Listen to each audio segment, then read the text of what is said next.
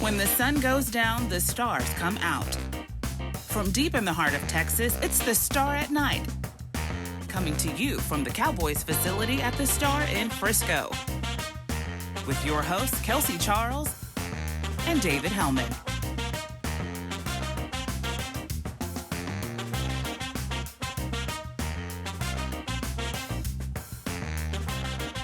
Hey everyone, Kelsey Charles here, joined by David Hellman, and you are watching another episode of The Star at Night.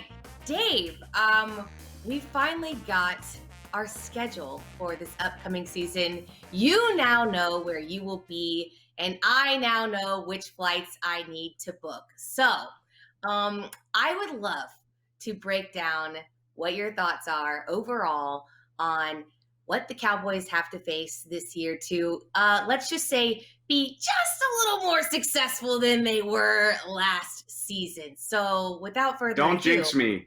Don't jinx me, Charles. Like, don't jinx me with this travel stuff. Like, we don't know what's going to happen yet. I need to be at these games. I need to be on these planes.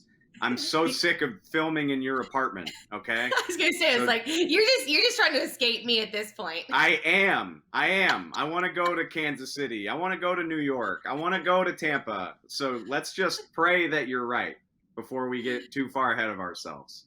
I think I have a good inkling that I might be right, and everyone just get back so we can go live our lives. But diving in, first up, you went ahead and said it. Tampa Bay, a pretty casual way to start the year for the Dallas Cowboys. First game back for Dak Prescott. Nonetheless, facing the NFL defending Super Bowl champs away. How's that one going to go down, my friend? If you're afraid of playing the defending champs to open the season, you're a coward. This is amazing. It's the best opener that I've ever been a part of. To be the best, you got to beat the best. If you're worried about it, you're a wuss. Get over yourself. It's awesome. Yeah, I mean, listen, I think the key to stopping Tampa Bay is just that, stopping Tampa Bay. And hopefully this will be a nice little first test for Dan Quinn and his hopefully improved Cowboys defense. I'm not going to go as far as to say I think they're going to just totally blow them out of the water. I think it's possible to have that kind of turnaround. But hey, listen, we're going to get a good chance to see what Micah Parsons can do. Coming up next, though, 2 home games on the road to kick off the season at LA Chargers SoFi Stadium. Dave, correct me if I'm wrong, this is going to be the first game that SoFi actually has fans. Am I right in saying that? Again, like, I love your spirit, but I don't think anybody knows the answers to that. Like, I hope so. I hope you're right. I'm just an eternal optimist right now. You're just like everything goes according to plan. You're like, put me in the damn stadium right now. Yes, I believe you're right, but, let's knock on some wood. Reigning Rookie of the Year, Justin Herbert. Cowboys not really getting a lot of favors going on the road against 2 straight playoff contenders, but hey, that it is what it is. Yeah, then they turn around and Monday Night Football is going to be home opener, Philadelphia. We love to see it. Eagles for absolutely never. We have one of my favorite draft storylines. It's a bit of a stretch with this one because, reuniting the former college quarterback Jalen Hurts when he was at Alabama with his wide receiver. You like to see things like that. Obviously, we know he went to Oklahoma. Whatever, it's fine. For the sake of the story, we're going to say it is what it is. But we are going to get a good idea of what Philly is going to bring to the table, at least offensively, because I think there's been some question marks. And with the addition on that side of the ball in the draft and us not picking up someone in the secondary in the first round, I had to say I was a little nervous, but I'm feeling a little bit better as the time turns, if you will. That was a mouthful. I think, yeah, you covered the whole thing. That's Carolina, New York, like, you saw it. You saw what happened next. Caden, throw up the next slide. Do it. Yeah, he's like, we don't care about Sam Darnold, y'all. We're still mad about J.C. Horn. Kelsey broke down the whole draft strategy in addition to the schedule. I love this. Like, this is my favorite part of the schedule because it's before things get absolutely brutal looking. Sure. Minnesota is one of my favorite road trips. Totally selfish on my part, but I don't care. Hey, What happens if Aaron Rodgers plays for the Broncos by the time that game rolls up on the schedule? Anybody want to talk about that? Someone trying to speak something into existence, my friend. Anybody want to talk about that? Atlanta. Hey, we get to see the Kyle Pitts show. That's kind of a bummer, but it'll be fun. Again, going back to the Tampa Bay thing, you got to play both Super Bowl quarterbacks on the road this year. Arrowhead Stadium's one of the coolest venues in the NFL. That's just it's got barrel of fun written all over it, dude. Like, that's the game of the year as far as I'm concerned. Hopefully everybody can stay healthy long enough for that game to be as awesome as it looks. And then Patrick Mahomes has never played the Cowboys, and so that would be a first for him. The Raiders, when the Raiders come up as a home opponent, they just have to play on Thanksgiving, I guess. They do this every time. Makes sense. They did it 09, 13, and now, what year is it? Good Lord, 28, 21. Thank you. I don't know. I don't know what year it is. I'm still, listen, I'm just hoping to get through this. I'm hoping that we actually go to these games and I can sort of like develop more of a sense of normalcy. Sure. What even is time? All right, so what about the last part of the season? Because I always feel like this is the toughest stretch for the Cowboys every year, and it's no different. Obviously, we know Drew Brees is retired, so New Orleans could be an interesting situation. But hey, listen, look at all these @ signs. Look at all of the away games. This sucks. I'm going to have to watch your dogs so often, Dave. I already know this looking into this. This is you asking me when I can watch Josie. But how do you feel about such a stretch? And it's so divisional heavy on the road to close out the year. I just think it's, and I'm not the guy that whines about like home and away and all that. Like, you got to play the games. Everybody plays the same games. All NFC teams have more away games than road games because of the new 17-game schedule, or more away games than home games. I mean, because of the 17-game schedule. It is what it is. But all 3 of your divisional away games coming in the final month of the season, that's rough, man. That sucks. But it is what it is. Against Washington and their defense, and I'm like, oh great, I'm gonna face Chase Young twice in like 2 weeks. Can't wait for that. 2 games in December against probably the other good team in the division. Like, if I had to bet today, I think Dallas or Washington wins the East. So both of those games coming in December. NFL trying to gin up those ratings, baby. I get it. They don't have a strategy. No, they definitely have a strategy, and it's do whatever we have to do to get the Cowboys on TV. That's why they're playing Washington at night in December. That's why they've got another Thursday game against the Saints at night a week after Thanksgiving. Yep. It happens every year. Like, from Thanksgiving until the end of the season is a slog every year, and it looks no different this time. All right, so taking a look at that first glance, do you have a record prediction for me? Absolutely not. And I'm sorry if that sounds wimpy.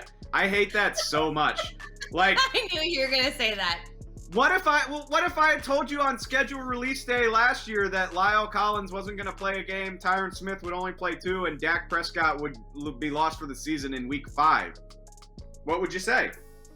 I would say that you're being a fun hater, and per usual, this is very on brand for you, my friend. You know what's not fun is pretending like we know what the hell's gonna happen. What's fun is just letting it come to us. Like, just live in the moment. Live in the moment. No, I'm teasing this. Don't try to take that away from me. I'm going to take it from you if you don't close it out, because you're being such a little Grinch right now. Okay, actually, this is a perfect segue, because we're going to have some fun in the second segment. We're going to look at the schedule release videos. It's the new Christmas for NFL teams in the NFL. We're going to break down some of our favorites after this.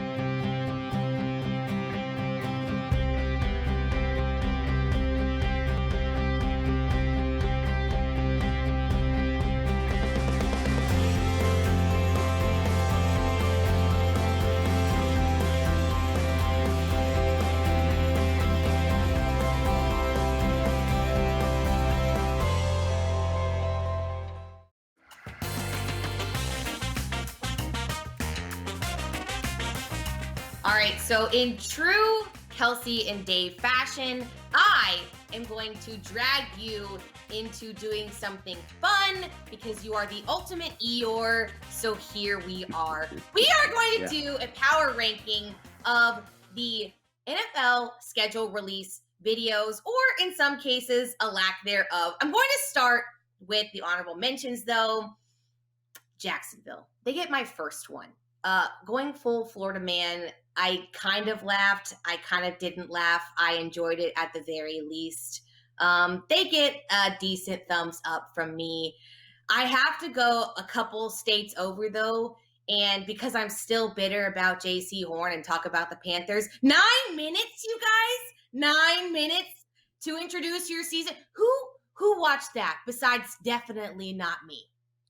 I heard it was amazing, but I'll never know because I'm not watching a 9-minute Twitter video. I'm sorry. I'm sure Panthers fans probably did, and I bet it was cool. But no, I wouldn't watch a 9-minute video that my mother made, let alone the Carolina Panthers. So sorry. Well, yeah. And then my other shout out goes to Tampa Bay. I enjoyed the attempt at Mad Libs. Unfortunately, Gronk didn't really come up with the best words, so it was like an execution. Whatever. Great. The premise, the premise was there.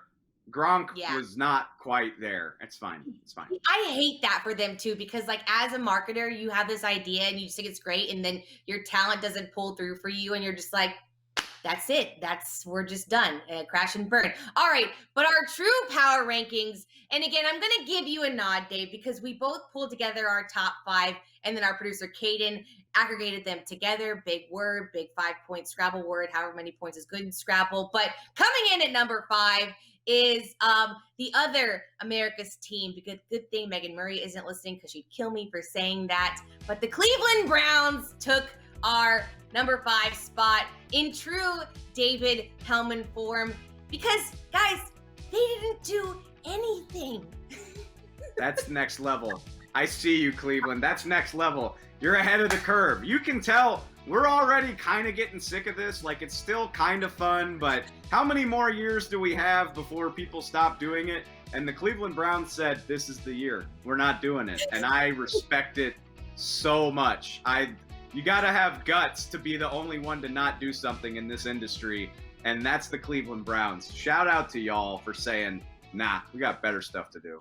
A true power play. The other one who I loved because they just straight up leaned into the ridiculousness of the fact that, all these teams are going out and spending $1 million on all of these schedule release videos. The Colts, they just put they support it. We ain't doing it. Because we don't know what time we're playing, and we're just going to let it scroll across the bottom as Pat McAfee sits there and tells you this is ridiculous. That video is Dave energy all the way. That's how I would do it. Pat McAfee and Adam Vinatieri like, oh, that's a good one. That's a good game. And they fully acknowledging that they filmed it 3 weeks ahead of time. Just masterful, I thought. I thought it should have been higher than 4, but that's okay. Listen, we all know that you're a big fun hater. I just had to balance it out. So you're welcome for giving you those 2 in the top 5 at the very least. That feels generous out of 32. But coming up next, George Kittle introduced this one. So you know we're talking about the 49ers. And tell us the season schedule without telling us the season schedule. I knew this one would play to your heart because there was TikTok videos involved, my friend. And so obviously this made your ranking. Yeah, shout out all my TikTok addicts. Everybody that got addicted to TikTok during quarantine should appreciate this. They just did the schedule and TikTok trends, and it made me laugh. Yeah, I like fun. Hey, Carolina Panthers, a 5-second TikTok is fun. A 9-minute novel of a movie is not fun. I don't have time for that. I want to scroll to the next TikTok and keep laughing. And that's what the 49ers did for me, and I appreciated it. If you have to justify the fact that you're a fun person, I just feel like that's saying something. But continuing on, Denver is number 2. And you know what? Because I love the team that is number 1, that is kind of one of the only reasons why, these rankings were, they're a little close. Like, I feel like these top 2 were pretty hand in hand at points in time. I know you're going to say no, but listen, guys. I disagree. Go sit in the portalet, because we had Peyton Manning back in the house, and he went full intern with the Denver Broncos. He's too good. I'm sorry. Like, I love him. Everything he does is gold.